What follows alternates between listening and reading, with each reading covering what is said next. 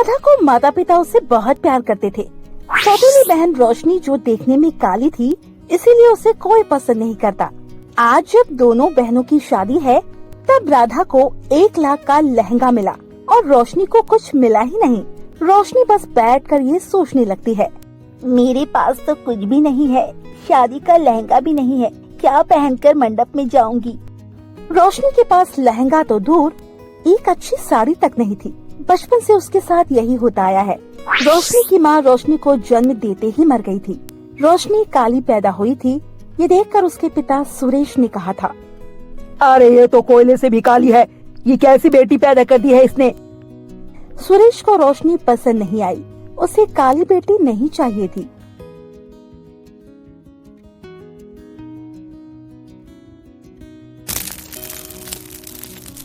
इसीलिए 1 हफ्ते के अंदर उसने फिर से शादी कर ली। रोशनी की सौतेली माँ सुमन थी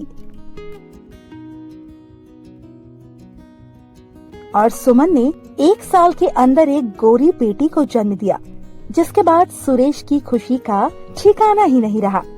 अरे ये हुई ना बात, बेटी हो तो गोरी हो, काली तो कुतिया भी होती है।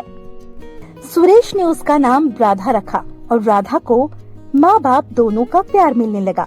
रोशनी को मिला तो सिर्फ और सिर्फ घृणा। उसकी सौतेली माँ उससे कहती थी, तेरा मुंह देखकर मेरी भूख मर जाती है, खाने के समय मेरे सामने मत आया कर, समझी तू। सुमन, सुरेश और राधा एक साथ एक परिवार की तरह इकट्ठे बैठकर खाते थे, लेकिन रोशनी को वहाँ जगह नहीं मिलती थी। उसे रसोई में बैठकर खाना पड़ता था, वो भी सूखे चावल।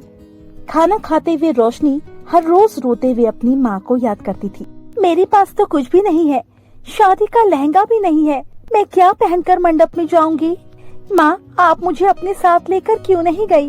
माँ, मैं आपके पास आना चाहती हूँ, भगवान मुझे ऊपर बुला लीजिए, मुझे अपनी माँ के पास जाना है। एक तो सौतेली, ऊपर से काली, ऐसी लड़कियों के नसीब में सिर्फ और सिर्फ दुख, दर्द और पीड़ा ही लिखी हुई है। ये बात रोशनी बहुत पहले समझ गई थी।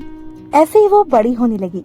राधा को प्यार मिलता रहा, इस वजह से वो घमंडी बन गई और वो दोनों जवान हो गए। दोनों की शादी की उम्र हो गई। घर में राधा की शादी की बात भी चलने लगी।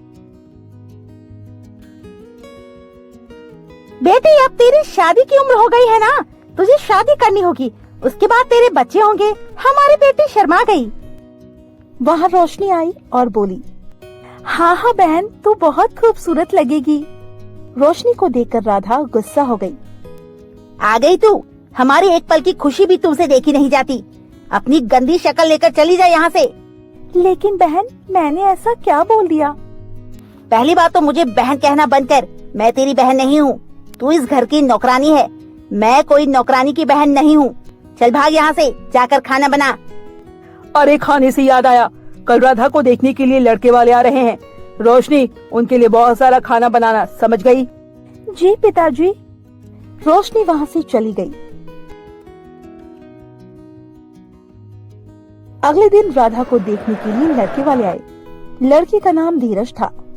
धीरज अपनी माँ के साथ आया था, साथ में उनका नौकर राजू भी आया था। आते ही धीरज की माँ जानकी ने हंसते हुए कहा, सुरेश जी, हम एक नौकर को लाए हैं, हमारे साथ आपको कोई तकलीफ तो नहीं है? वो बात ऐसी है कि हम उसके बिना कहीं नहीं जा सकते। नहीं नहीं, कोई बात नहीं जी, आइए अंदर आइए। राजू के साथ जानकी और धीरज अंदर आए। राजू भी बचपन से उन लोगों के साथ ही है। जानकी और धीरज सोफे पर बैठ गए और सुमन राधा को लेकर आई। वाह, राधा तो दिखने में बहुत अच्छी है। अरे बेटा, एक नजर में पसंद भी कर लिया। वो लोग बैठकर गप्पे लड़ाने लगे और तभी रोशनी खाना लेकर आ गई। ये लीजिए, आप लोगों के लिए खाना लाई हूँ, खा लीजिए, नहीं तो ठंडा हो जाएगा। सुरेश जी, ये कौन है अब? ये हमारे घर की नौकरानी है। अच्छा राधा बेटी, तुम्हें खाना बनाना आता है ना? राधा को खाना बनाना नहीं आता था, इसीलिए वो चुप रही। जानकी और धीरज ने रोशनी का बनाया हुआ खाना खाया और उन लोगों को बहुत अच्छा लगा। वाह वाह, खाना तो बड़ा स्वादिष्ट है, लेकिन सुरेश जी, ये तो आपकी नौकरानी ने बनाया है, लेकिन मुझे आपकी बेटी के हाथ का कुछ खाना है। वो असल में मेरी बेटी को खाना बनाना नहीं आता है ना, तो फिर ये शादी नहीं हो सकती। शादी के बाद हम खाएंगे क्या? तभी सुरेश के दिमाग में एक आइडिया आया। अब क्यों ना राजू के साथ रोशनी की शादी कर दी जाए। रोशनी भी आपके ही घर में चली जाएगी और हर रोज खाना बनाकर खिलाएगी। सभी शादी के लिए मान गए। रोशनी और राजू से किसी ने एक बार भी नहीं पूछा। सुरेश ने एक तीर से 2 निशाने मार दिए। दहेज के बिना रोशनी की शादी नहीं होने वाली थी, लेकिन अब रोशनी को विदा करने के लिए सुरेश को एक्स्ट्रा पैसे खर्च करने की जरूरत नहीं पड़ेगी। शादी का दिन नजदीक आने लगा और राधा ने 1 लाख का लहंगा खरीद लिया। रोशनी ने कहा, पिताजी मेरे लिए लहंगा नहीं खरीदा आपने? तुम लहंगा पहनकर क्या करोगी? नौकरानी को लहंगा पहनना है। सभी ने हंसते हुए रोशनी की बात को टाल दिया, लेकिन रोशनी को पता था शादी जिंदगी में सिर्फ एक बार होती है। इसीलिए उसने कहा, मुझे भी लहंगा चाहिए, 1000 का लहंगा भी चलेगा। तेरे लिए 1 रुपए भी खर्च नहीं करूंगा। पता नहीं कहाँ से आ गई तू। तुझे तो अफ्रीका के जंगलों में होना चाहिए था। और ऐसे ही शादी का दिन आ गया। राधा लहंगा पहनकर तैयार होने लगी, लेकिन रोशनी के पास पहनने के लिए कुछ नहीं था। वो अपनी माँ कुसुम की फोटो के सामने खड़ी होकर रोने लगी। माँ, क्या ऐसी शादी होगी मेरी? ना लहंगा, ना अच्छे कपड़े। यहाँ क्यों रख गई है मुझे माँ? उत्तर दो माँ, उत्तर दो।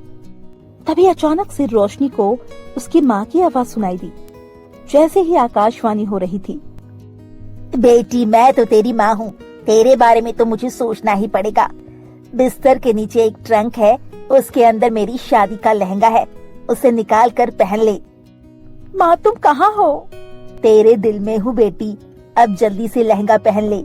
रोशनी ने बिस्तर के नीचे से ट्रंक निकाला और उसमें से लहंगा निकाल कर पहन लिया। पहनते ही एक चमत्कार हो गया। रोशनी काली से गोरी हो गई। वो इतनी सुंदर हो गई कि खुद को आईने में देखकर उसके होश उड़ गए। जब शादी के मंडप पर धीरज खड़ा था, पास में ही राजू खड़ा था। राधा मंडप में पहुंची और उसके बाद रोशनी वहां पहुंची। रोशनी को देखकर सबके होश उड़ गए। क्या मैं इतनी सुंदर हूँ? लेकिन कैसे? ये माँ का प्यार है बेटी, अब जा शादी के मंडप में। जब शादी के मंडप पर धीरज खड़ा था, पास में ही राजू खड़ा था।